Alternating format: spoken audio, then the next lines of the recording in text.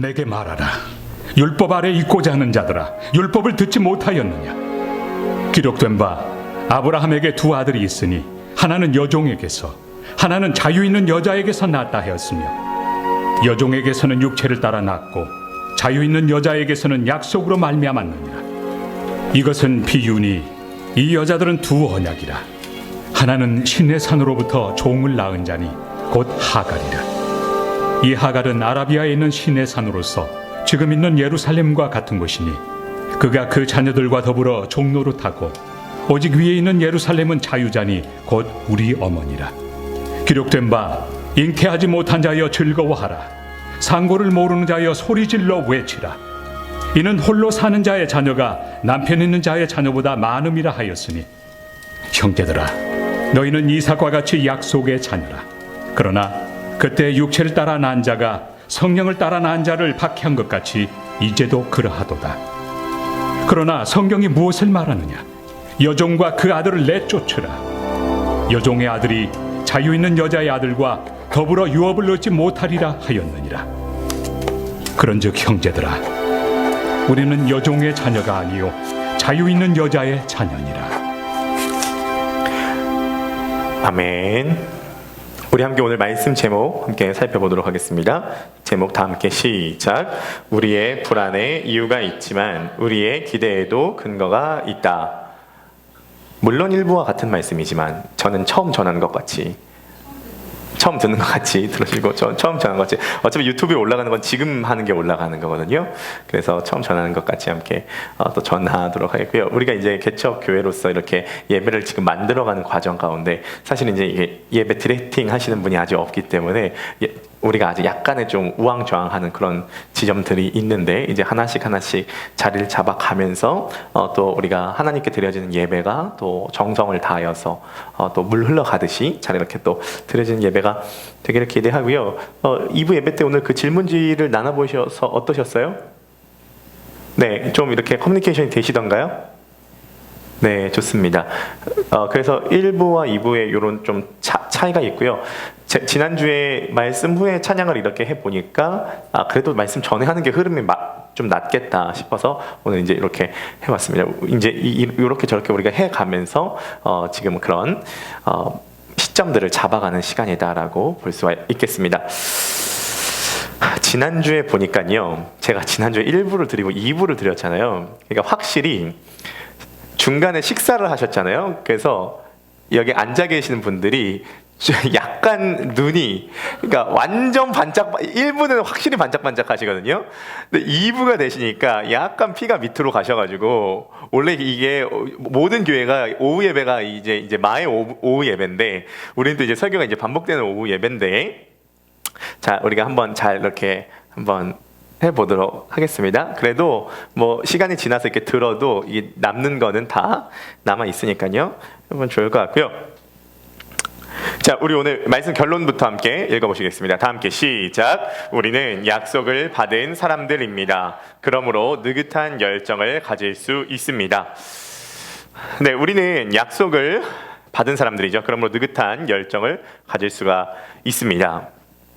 그러니까 이제 우리가 성경을 볼 때 성경을 영화에 많이 비유를 하거든요. 그냥 프랑스 영화 보신다고 생각하시면 되겠습니다. 프랑스 영화 전 별로 안 좋아하는데, 프랑스 영화 볼 때에 자막 없이 혹시 볼 수 있나요?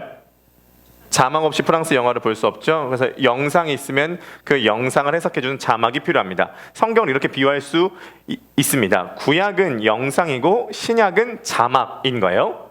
그래서 반드시 구약의 어떤 사건을 신약에서 설명을 해주는 사건들이 있습니다. 우리가 구약에 여러 가지 뭐 아브라함 사건도 있고 이삭 사건도 있고 또 뭐 다윗 사건도 있고 여러 가지 사건이 있지만, 그것은 그것으로만 보면 안 돼요. 제가 이유를 잠깐만 말씀드리자면은, 구약 사건을 구약 사건으로만 보면은 우리는 뭐랑 똑같냐면 유대교랑 똑같습니다. 유대교도 구약을 보잖아요. 구약을 구약으로 결론 나면 그냥 유대교인 거죠. 기독교는 유대교가 아니에요. 기독교는 아브라함, 다윗, 모세 사건이 신약으로 결론이 난 사람들이죠. 그래서 반드시 요 사건을 자막 처리한, 구약을 자막 처리한 신약 사건을 같이 보는 것이 중요하다라는 말씀을 좀 드리고 싶습니다. 오늘 본문이 전형적으로 영상과 함께 자막을 달아주는 본문입니다. 뭐 교회를 오래 다니신 분은 익히 이 사건 너무 잘 아시죠? 아브라함이 하나님을 만나서 본토 친척 아비집을 떠났습니다. 75세였어요. 몇 년이 지났을까요? 오늘 본문은 11년이 지난 거죠. 현재 아브라함 86세, 사라 76세. 근데 하나님께서 아브라함에게 자식을 분명히 많이 주시겠다고 말씀하셨는데 11년 동안 자식을 한 명도 주시지 않으셨어요. 마치 제가 결혼하자라고 이야기를 해서 같이 뭔가 이렇게 했는데 결혼식을 언제 할지 11년째 말을 안 해주고 있는 것과 똑같은 느낌이라고 보시면 좋을 것 같습니다. 아브라함 당연히 불안했겠죠. 우리 아브라함이 초조한 것에 대해서 너무 뭐라고 하지 마세요. 우리보다 훨씬 잘 버티신 분이에요. 그래서 사라가 우리가 뭐라도 좀 해보자라고 해서 사라의 몸종인 하갈과 이제 아브라함이 이제 동침을 하게 되고 그 자녀로 이스마엘이 탄생하게 된 사건이죠. 그 사건을 가지고 지금 갈라디아서에서 해석을 뭐라고 해주고 있다는 거예요. 이게 성경이 되게 재밌지 않아요? 그 사건이 뭐라고 갈라디아서 이렇게 그래서 갈라디아서와 창세기를 반드시 같이 봐야 된다는 거예요. 반드시 같이 봐야 됩니다. 자, 그때 그 사건을 잠시 구현해 보도록 하겠습니다. 두 번째 하려고 하니까 이것도 만만치는 않은데요. 네, 제가 이제 부업으로 나중에 연극을 좀 희망하고 있습니다. 연극 부원으로 희망하고 있고 요즘에 이제 저 목양실에서 혼자 거의 미친놈이에요. 혼자서 막 대사를 계속 치면서 유튜브에서 연기자들을 보면서 여러 가지 대사들을 치면서 지금 연습을 하고 나름대로 연구를 하고 있는데 연기 클래스 연구를 하고 있는데 자 지금부터 요 버전은 초등부 버전이고요. 초등부 버전이고 그리고 약간 현대 버전으로 각색했다라고 보시면 좋을 것 같습니다. 초등부 애들은요 설교를 할 때 막 설명하면 안 돼요. 그냥 보여줘야 되거든요. 현장을 보여줘야 돼요. 그래서 초등부 버전으로 좀 아브람 사라 하갈 사건을 해석을 해보도록 하겠습니다.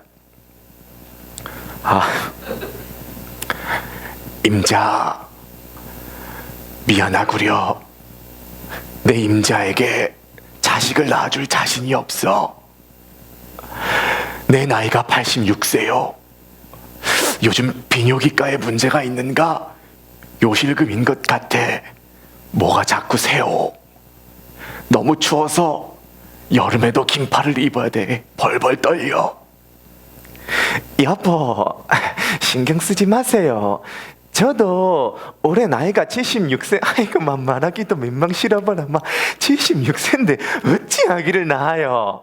저도 요즘 약간 치매기가 있어가 제가 냉장고를 열면 내가 지금 냉장고를 왜 열었지 생각하고 같이 드라마를 봐도 옆 사람한테 자꾸 물어본다 한겨 무슨 얘기냐고 자꾸 저랑 드라마 보는 사람이 답답하게 생각해요. 여보,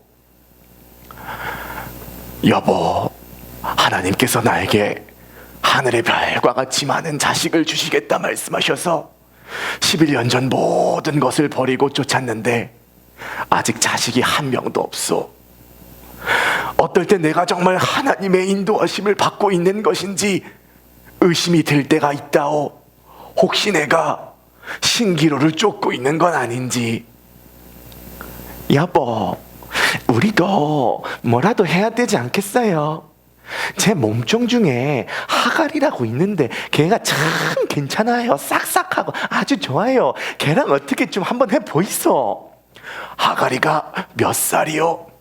걔가 아마 26살 정도 될 거예요. 내 나이가 86세요.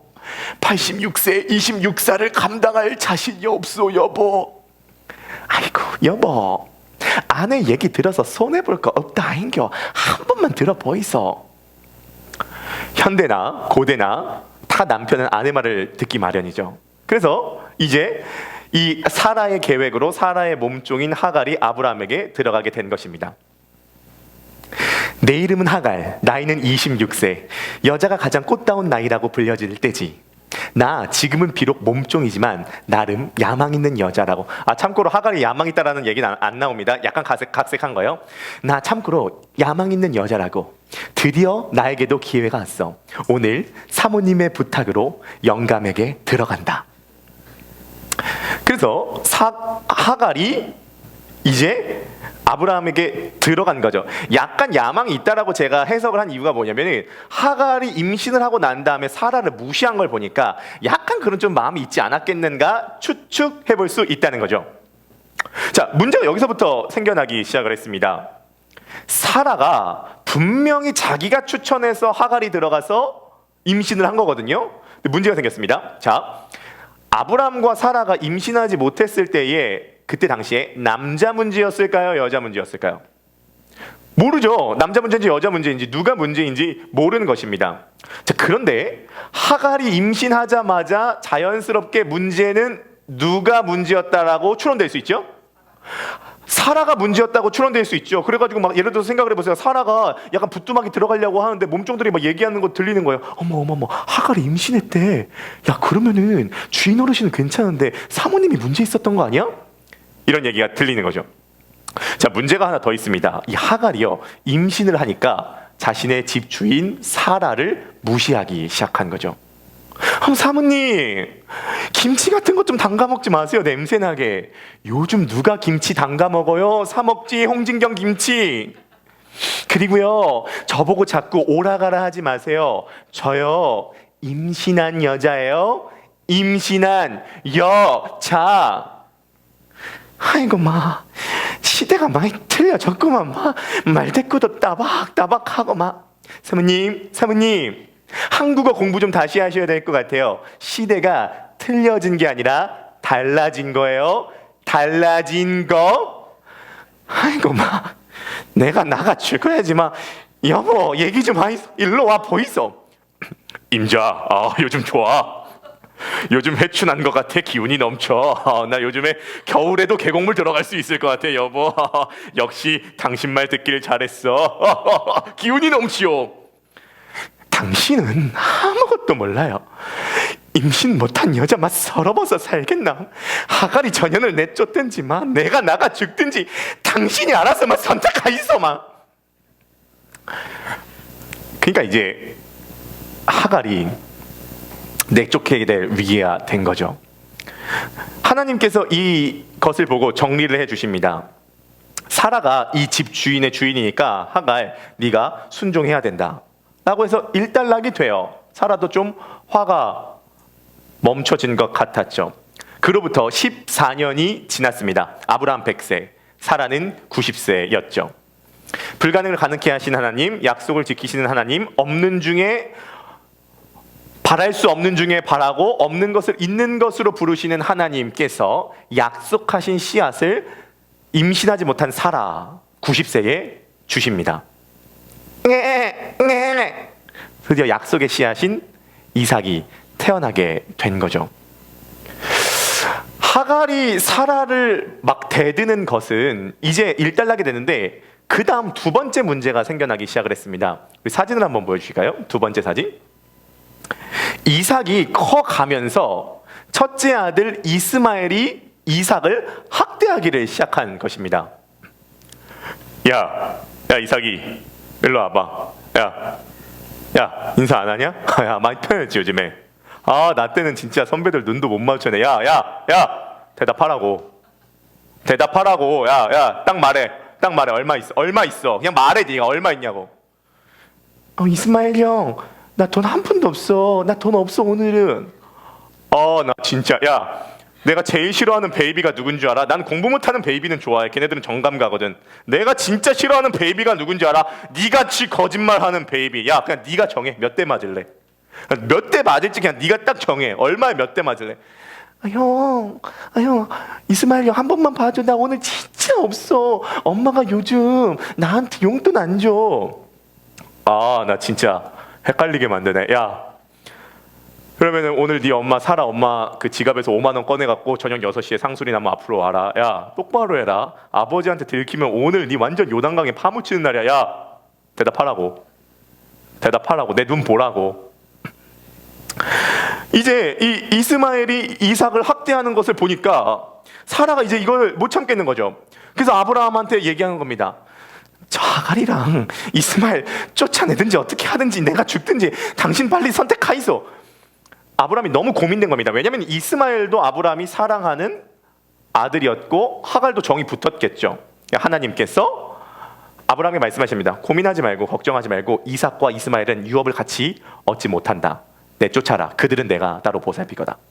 자, 그 내용이 창세기 21장에 나옵니다. 우리 창세기 21장 다 함께 9절에서 11절 한번 읽어보시도록 하겠습니다. 준비 시작. 사라가 본즉 아브라함의 아들 애굽 여인 하갈의 아들 이삭 놀리는지라. 그가 아브라함에게 이르되 이 여종과 그 아들을 내쫓으라. 이 종의 아들이 내 아들 이삭과 함께 기업을 얻지 못하리라 하므로 아브라함이 그의 아들로 말미암아 그 일이 매우 근심이 되었더니 하나님이 아브라함에게 이르시되 내 아이나 내 여종으로 말미암아 근심하지 말고 사라가 내게 이른 말을 다 들으라. 이삭에게서 나는 자라야 내 씨라 부를 것임이니라.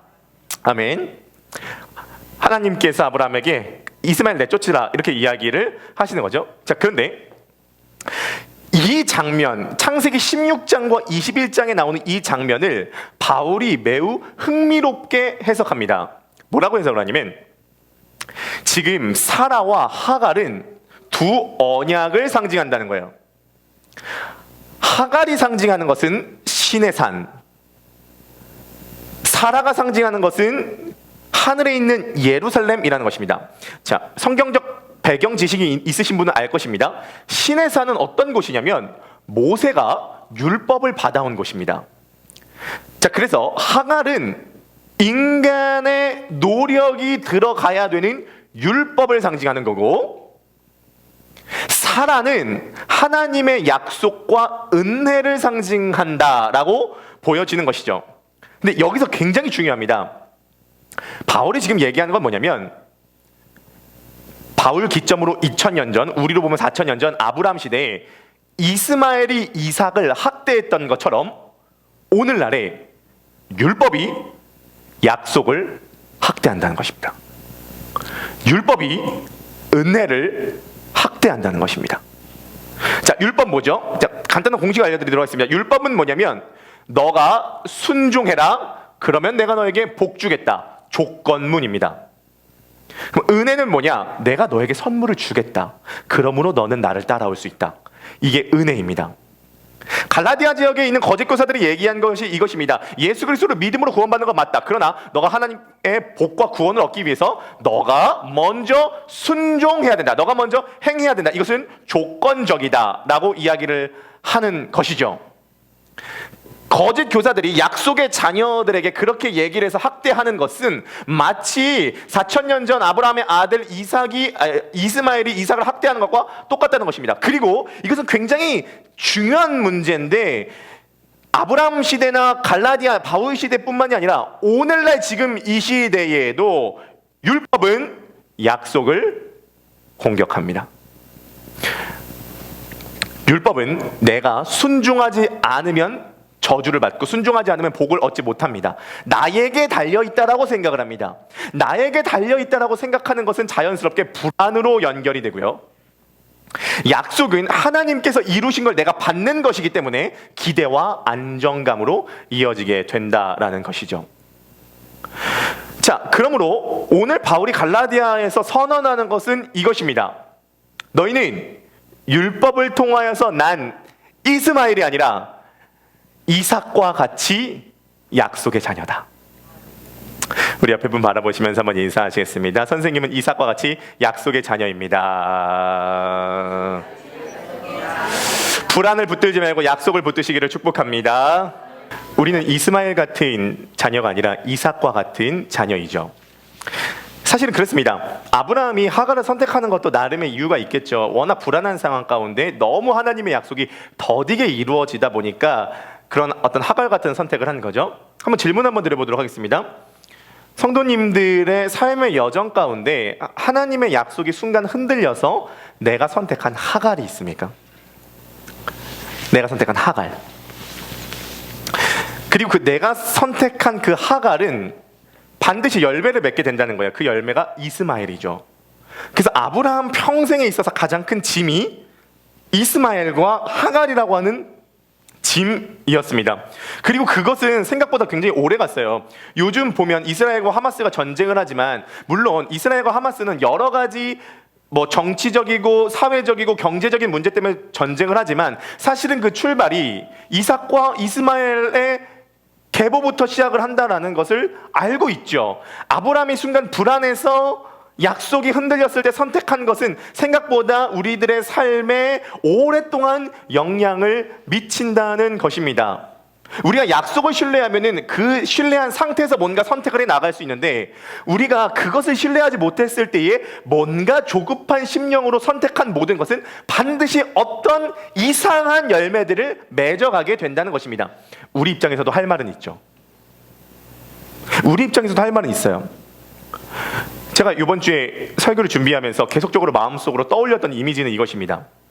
한번 머릿속으로 떠올려 보세요. 예수님께서 십자가에서 인류 역사상 가장 중요한 선언을 하셨습니다. 그 선언이 뭐죠? 다 이루었다. It is finished. 다 이루었다. 근데 제가 어떤 그림을 그려봤냐면, 다 이루었다고 말씀하신 예수님의 십자가 밑에 제가 있는 거예요. 그리고 그 예수님에게 제가 이렇게 얘기를 하는 겁니다. 예수님, 다 안 이루어졌어요. 예수님 발 밑에 가서 예수님 발 붙잡고, 예수님, 이루어진 게 없어요. 예수님, 다 이루었다. 예수님, 저 교회 개척했는데요, 교회 개척 이루어진 게 아무것도 없어요. 예수님, 우리 부부 결핍이 너무 많아요. 예수님, 내 자녀는 결핍이 아니에요. 완전 그냥 블랙홀이에요. 빨려 들어가서 어떻게 할지를 모르겠어요.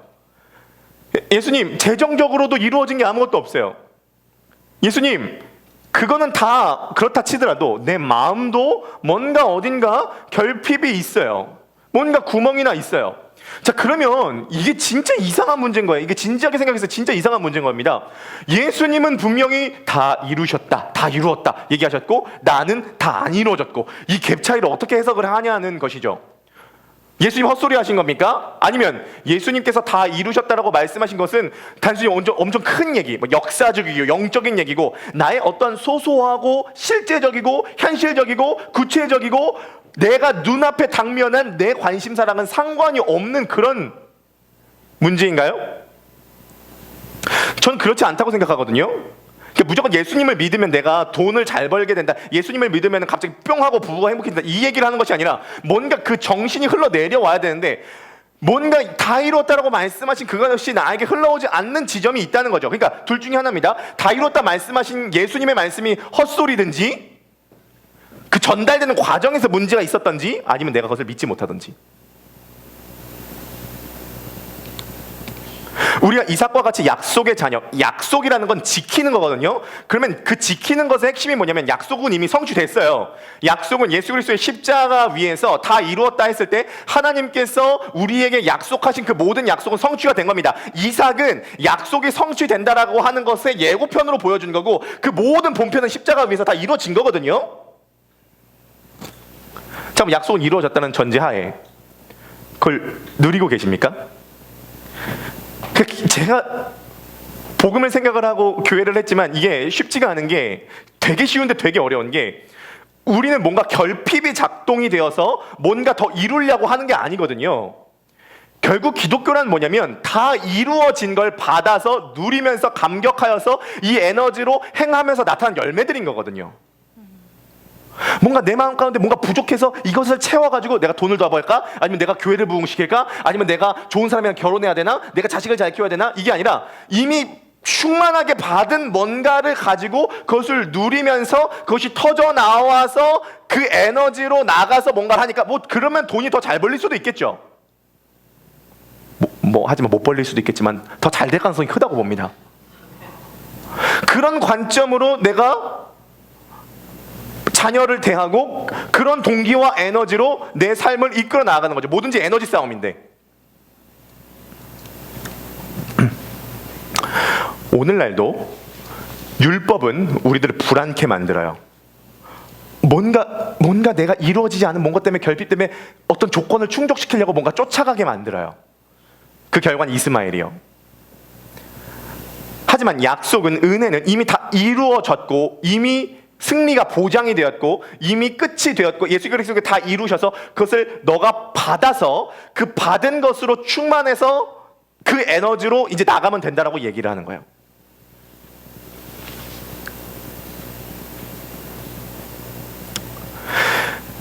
그러면 이것은 우리들의 삶에 실제적으로 어떤 영향을 미치는가? 우리는 현실을 살아가니까 실제적인 어떤 영향을 미치는가를 잠시 한번 살펴보도록 하겠습니다.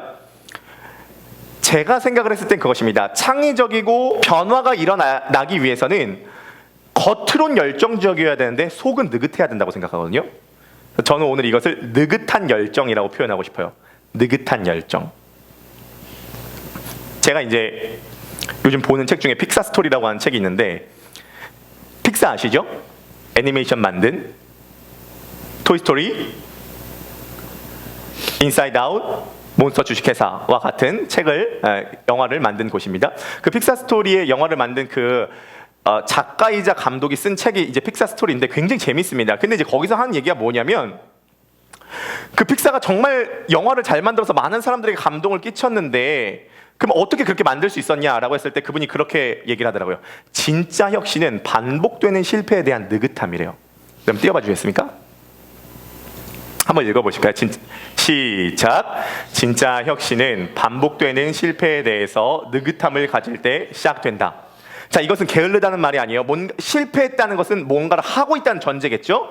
뭔가를 하는데 실패해요. 근데 그 반복되는 실패에 대해서 느긋함, 여유를 가질 때 뭔가 크리에이티브하고 창조적이고 창의적이고 뭔가 변화를 일으킬 만한 에너지가 반복되는 실패에 대한 느긋한 태도가 이것을 이루어진다고요. 그냥 세상 사람들도 이렇게 얘기를 하는 거예요.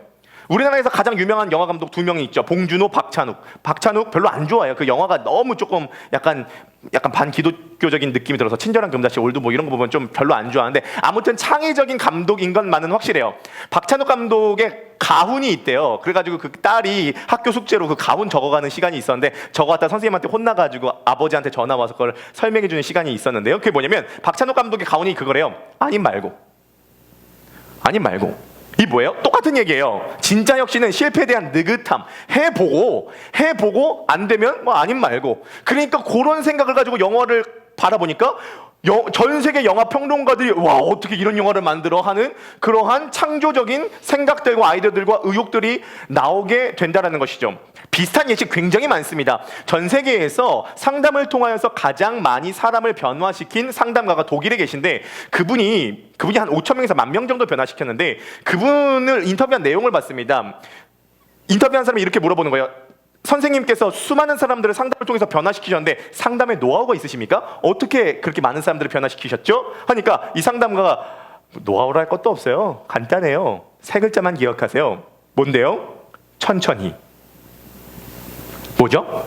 아무것도 하지 말라는 말이 아니라, 느리게 가라는 말이 아니라, 열심히 하되 속으로 느긋해야 남편도 바뀌고 자식도 바뀌고 당신도 바뀌고 미래도 바뀌고 생각도 바뀌고 마음도 바뀐다. 그래서 영화 산업을 하는 사람이든 회사 산업을 하는 사람이든 상담가든 제가 이번에 공통적인 특징이 있다는 것을 발견하게 되었어요. 그게 뭐냐면 느긋한 열정이었어요.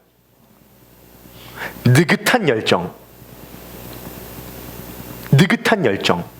뭔가 밑바닥에 느긋해야 돼요. 겉은 열정적인데.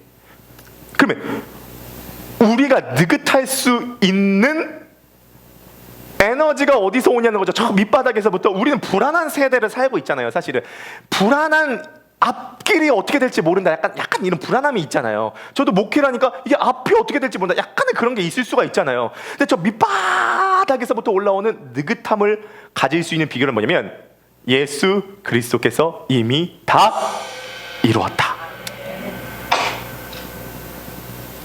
이건 변하지 않는다. 이 확신 속에서 나아가는 거죠. 반복적이지만 한 번만 더 들어봐 주시면 감사하겠습니다. 2부 때 이 예화를 빼려고 하다가 한 번만 더 넣어주시는 것을 좀 용서 부탁드리겠습니다. 이번 주 화요일에 제가 프로포즈를 했습니다. 난생 처음 해보는 것이라 제가 좀 긴장이 되었습니다. 나름대로 이 의자를 다 치웠고요. 여기에 그리고 큰 현수막 사진을 뽑아가지고 여기다 붙였습니다. 여친 말고 내 아내 서연이, 뭐 너 편이 더 해줄게, 이렇게 딱 하고 여기다가 풍선으로 잔뜩 해놓고 그다음에 꽃가루 엄청 뿌렸습니다. 그거 하고 진짜 몸살이 나더라고요. 이거 했습니다. 그리고 이제 반지를 준비했죠. 그래서 제가 난생 처음으로 반지를 꼈습니다. 자, 지금부터 이렇게 설교를 하도록 하겠습니다. 설교할 때. 네, 한중 선생님. 네, 방금 혹시 주무시다 일어나신 건 아니시죠, 한중 선생님? 네, 감사합니다. 네, 흐름 잘 따라오고 계시죠? 예, 감사합니다, 한중 선생님. 한중 선생님 오늘 엄청 빨리 오셨어요. 제일 빨리 오십니다. 오셔가지고 이거 청소까지 다 하시고 너무나 감사드립니다. 네, 그리고 2부 때 이렇게 드럼을 하시니까 훨씬 풍성하신 느낌이 들어서 대단히 감사합니다. 네. 제가 이제 프로포를 준비했는데 약간 긴장이 됐어요. 이게 안 하던 거 해보니까 긴장이 되더라고요. 그래서 도착하기 30분 전부터 여기 앉아가지고 약간 떨리는 마음으로 이렇게 있었습니다. 네, 근데 한번 잘 들어보세요. 제가 긴장이 된 건 프로포즈를 하고 난 다음에 거절받을까에 대한 긴장은 있었을까요? 없었을까요? 1%라도? 없었겠죠. 왜냐면 이미 약속이 되었거든요. 이미. 아직 오진 않았지만 It is finished. 다 이루었다. 그래서 이미 10월 5일날 결혼식장까지 잡았기 때문에 또 뭐 눈빛으로 결혼하기 전까지 뭐라 아니 이미 결혼식장까지 다 잡았기 때문에 이거는 완료된 거예요. 이건 약속한 거죠. 그렇기 때문에 제가 긴장했던 건 거절받을까 때문에 긴장한 게 아니라 안 해봤던 것 때문에 긴장한 거고 연희가 오늘 우냐 안 우냐 이 차이의 문제였던 거예요. 자, 이게 중요한데 우리는 뭔가 할 때 설레이고 약간 긴장될 수도 있고 떨릴 수도 있고 열정적일 수도 있고 막 시도할 수도 있어요. 그러나 저 밑바닥에는 느긋함이 작동돼요. 거절당하지 않는다. 거절당하지 않는다. 이건 이미 이루어졌다. 예수 그리스도의 사건은 이미 이루어졌다. 그러므로 긴장될 수 있어요. 떨릴 수 있어요. 안 해봤던 거 하니까 긴장되죠. 떨리죠. 그리고 약간 설레이죠. 이게 설레이죠. 기대가 되죠. 그러다가 실패할 수도 있어요. 안 해봤던 거니까 실패할 수도 있어요. 근데 저 밑바닥에는 느긋함이 작동돼요. 왜냐? 우리는 하가를 통하여서 낳은 이스마엘이 아니라 사라를 통해서 난 이삭과 같은 약속의 자녀이기 때문입니다. 아멘. 일반적으로 세상에서도 우리가 적절하게 효율적으로 워킹하려면 꼭 기억하세요. 느긋한 열정이요. 게으른 사람도 속은 바쁘지 않아요. 게으른데 그 사람들 게으르지 않아요. 엄청 마음이 바빠요. 마음은 바쁘고 겉은 게으르고 최악이죠. 마음은 느긋하고 겉은 열정적이고 최고예요. 느긋함을 가져올 수 있는 방법은 약속입니다. 그러므로 왜 매주마다 십자가를 얘기하냐? 교회 이름이 크로스 포인트예요. 교회 이름이 크로스 포인트이기 때문이기도 맞고요. 십자가는 모든 약속이 성취됐다는 정점을 말하거든요. 십자가를 말할 수밖에 없어요. 말씀을 마무리하도록 하겠습니다. 사실 이 사라와 이삭의 사건은 어떤 사건을 가리키고 있어요. 성경은 가르치는 것도 있지만 그건 두 번째 문제고 성경은 뭔가를 가리키고 있어요.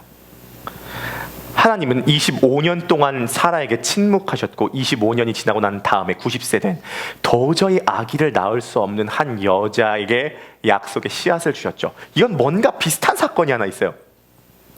하나님께서 400년 동안 침묵하셨어요. 너무 오래 침묵하셨죠. 꿈으로도 환상으로도 선지자로도 하나님의 말씀을 주시지 않았어요. 그 오랜 기간 동안의 침묵이 끝났을 때, 때가 찼을 때 도저히 임신할 수 없는 한 여자에게 하나님께서 약속의 씨앗을 주십니다. 예수 그리스도죠.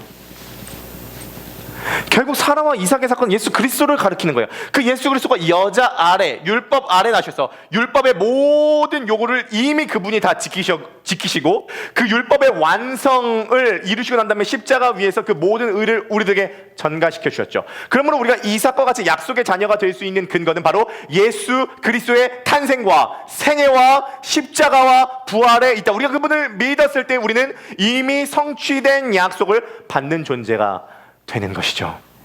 그러므로 한 주간 동안 예수 그리스도를 십자가를 바라보세요. 단순히 십자가만 생각하는 것이 아니라 그 약속에서부터 어떻게 내가 느긋할 수 있는지, 어떻게 우리는 끝이 보장받았는지, 어떻게 우리는 여유로울 수 있는지.